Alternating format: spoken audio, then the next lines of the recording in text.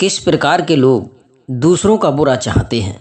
नमस्कार दोस्तों, एक बार फिर से आप सभी का हमारे YouTube चैनल में बहुत बहुत स्वागत है। दोस्तों, बहुत समय पहले की बात है। एक राजा की दो रानियां थीं।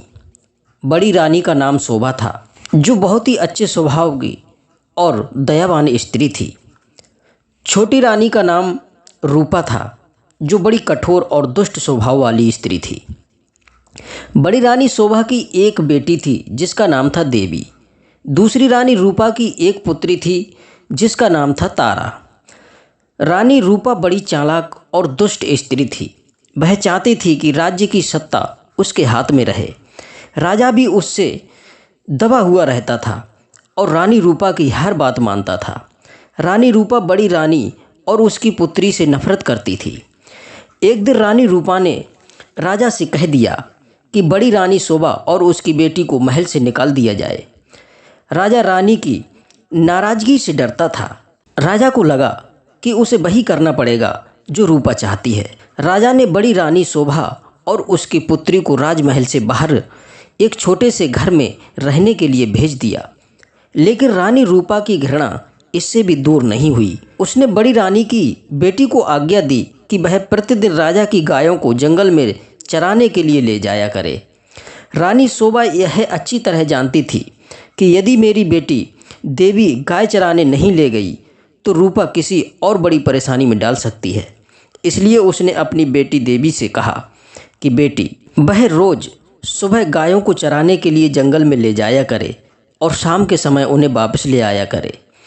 पर देवी को अपनी माँ का कहना तो मानना ही था, इसलिए वह रोज़ गायों को जंगल में ले जाया करती थी।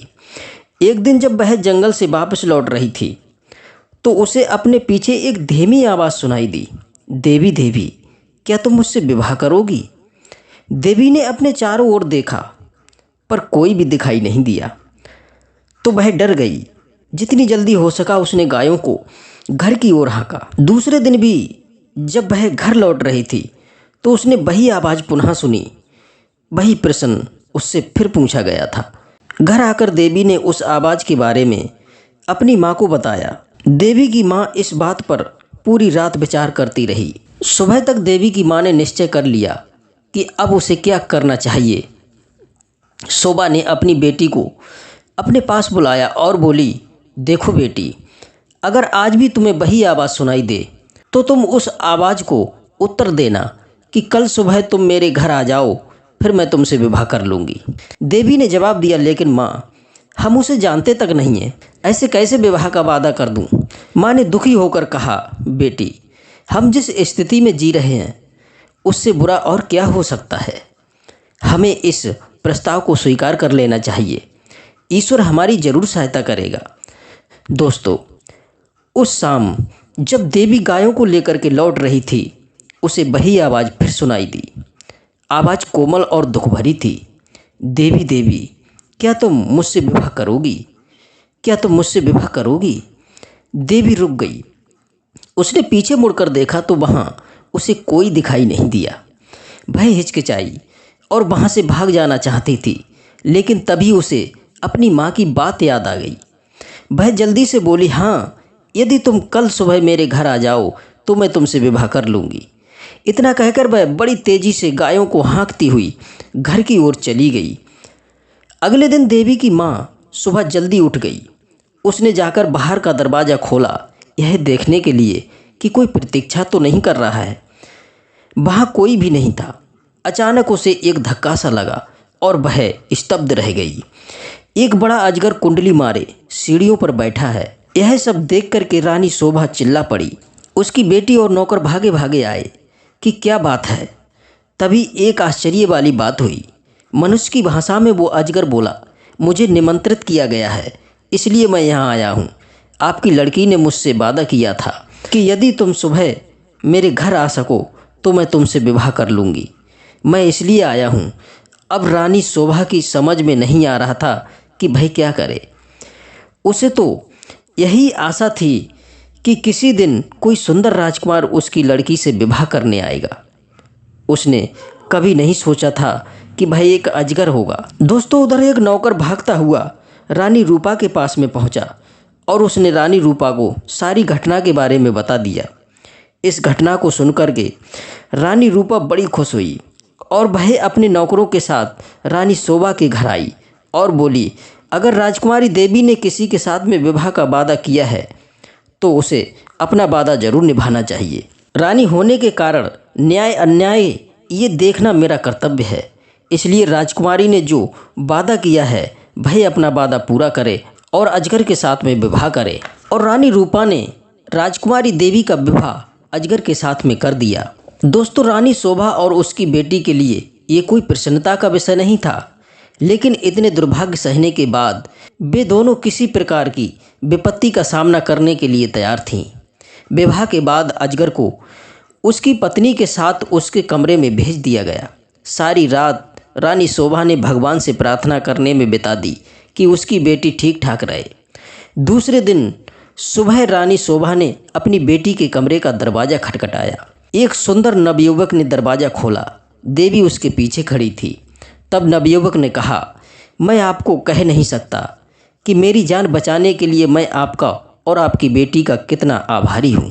मैं एक सांप के कारण अजगर बन गया था। एक वन देवता ने क्रोध के आवेश में आकर मुझे अजगर बना दिया। बाद में उन्हें अपनी करनी पर पश्चाताप हुआ। तब उन्होंने कहा, यदि कोई राजकुमारी मुझसे विवाह कर लेगी तो मैं फिर से मनुष्य बन जाऊंगा। और अब देवी ने मुझसे विवाह कर लिया है। मैं सांप से मुक्त हो गया हूँ। अब मैं फिर कभी अजगर नहीं बनूंगा। रानी शोभा बहुत प्रसन्न हुई। वह अपनी बेटी और दामाद को राजा से मिलाने के लिए ले गई। यह बड़ी विचित्र घटना थी। चारों ओर से लोग इस विचित्र नवयुवक को देखने के लिए राजमहल में आने लगे। सभी बहुत प्रसन्न थे सिवाय रानी रूपा के। रानी रूपा बहुत गुस्सा में थी। उसने अपने आप को कमरे में बंद कर लिया। देवी का भाग्य उससे देखा नहीं जा रहा था। वह चाहती थी कि उसकी बेटी तारा भी ऐसी ही भाग्यशाली बने। रानी रूपा को एक युक्ति सूझी। उसने अपनी लड़की तारा को अपने पास बुलाया और बोली, बेटी तारा, देवी का विवाह तो हो गया है, इसलिए गायों को जंगल में चराने के लिए तुम ले जाया करो। तारा चीख करके बोली, नहीं माँ, इतने नौकर हैं तो फिर गायों को चराने के लिए मैं क्यों ले जाऊं? रानी रूपा क्रोध करती हुई बोली, यही मेरी आज्ञा है। एक बात और भी सुनो, यदि जंगल में कोई तुमसे विवाह करने की आवाज़ सुनाई दे तो तुम विवाह के लिए राजी हो जाना और उससे कहना कि अगर तुम मुझसे विवाह करना चाहते हो तो तुम सवेरे मेरे घर आ जाना। राजकुमारी तारा माँ की इस योजना से भयभीत हो गई, लेकिन वह गायों को जंगल में नहीं ले जाना चाहती थी। वह खूब रोई, लेकिन उसकी माँ नहीं मानी। राजकुमारी तारा को अपनी माँ की आज्ञा माननी ही पड़ी। राजकुमारी तारा रोज गायों को जंगल में चराने के लिए ले जाने लगी और शाम को फिर वापस ले आती थी, लेकिन उसे एक बार भी जंगल में किसी भी प्रकार की कोई आवाज़ सुनाई नहीं दी जो ये कह रही हो कि क्या तुम मुझसे विवाह करोगी। फिर भी रानी तारा निराश नहीं हुई, इसलिए उसने खुद अजगर को ढूंढने का निश्चय किया। उसने अपने नौकरों को एक अजगर लाने की आज्ञा दी। दोस्तों, बहुत खोजने पर कई दिनों के बाद नौकरों को एक बहुत बड़ा अजगर मिला। उसे पकड़कर वे राजमहल में ले आए। आखिर रानी का अभिप्राय पूरा हो गया और उसने अपनी बेटी तारा का विवाह उस अजगर के साथ में कर दिया। विवाह की रात तारा और अजगर को एक कमरे में बंद कर दिया गया। अब रानी तारा को संतोष हुआ और सोचने लगी कि मेरी बेटी का भी पति एक सुंदर युवक बन जाएगा। रानी अधीरता से सुबह होने की प्रतीक्षा करने लगी। रानी तारा ने सवेरे सवेरे अपनी बेटी का दरवाज़ा खटखटाया तो कोई उत्तर नहीं मिला। फिर और ज़ोर से खटखटाया, दरवाज़ा फिर भी नहीं खुला। तब रानी ने धक्का मार कर के दरवाज़ा तोड़ दिया तो देखा कि मोटा अजगर ज़मीन पर पड़ा है और तारा का कहीं भी अता पता नहीं था। रानी चीख पड़ी। चीख सुनकर के राजा और सभी नौकर दौड़े दौड़े आए कि क्या बात है, राजकुमारी कहाँ है। रसोइया बोला, वह तो अजगर के पेट में होगी, देखो यह कितना मोटा हो गया है। राजा और रानी जोर जोर से रोने लगे। रसोइया बोला, महाराज, यदि राजकुमारी अभी तक जीवित हुई तो मैं बचाने की कोशिश करूँगा। रसोइया बड़ा सा चाकू लेकर आया। उसने अजगर का पेट चीर डाला। तारा अभी भी जीवित थी। रसोइया ने उसे बाहर खींचा। तारा चीखकर अपनी माँ से लिपट गई। अजगर की मृत्यु हो गई। दोस्तों, दूसरे का बुरा चाहने वाला इंसान अपनी ही सफलता के मार्ग में रोड़ा बन जाता है। जो किसी और का बुरा चाहता है वो अपनी जीत से ज़्यादा सामने वाले की हार में ध्यान देने लगता है। जहाँ उसका फोकस खुद पर होना चाहिए वहाँ उसका ध्यान दूसरों को नीचा दिखाने में रहता है। ऐसा व्यक्ति जीवन में कभी खुश नहीं रह सकता है। दोस्तों, मैं उम्मीद करता हूँ कि आपको ये कहानी ज़रूर पसंद आई होगी, तो अपनी कीमती राय कमेंट में अवश्य दें। आप सभी दर्शकों का बहुत बहुत धन्यवाद। जय श्री कृष्णा, जय श्री राधे।